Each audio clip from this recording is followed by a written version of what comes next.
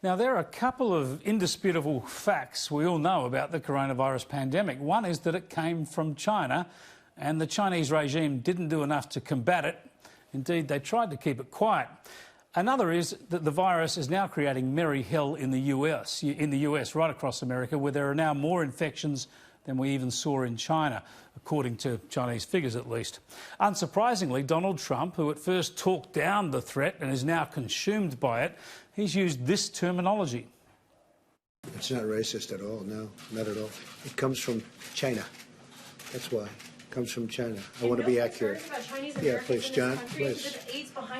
I have great love for all of the people from our country, but as you know, China tried to say at one point, maybe they stopped now, that it was caused by American soldiers. That can't happen.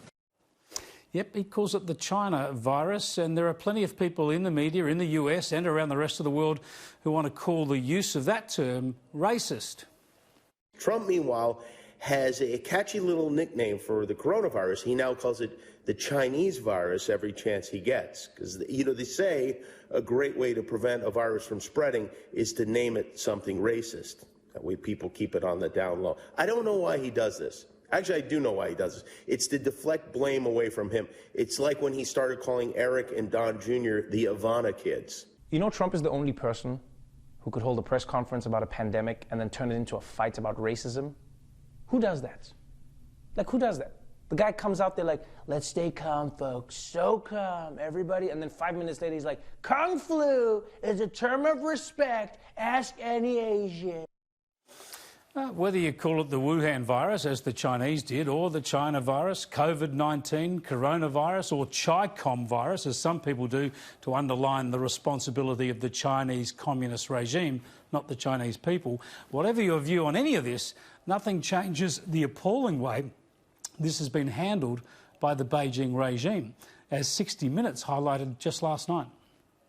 Just 2 weeks ago, the head of emergency at Wuhan Central Hospital, Dr. Ai Fen, also went public, saying authorities had stopped her and her colleagues from warning the world.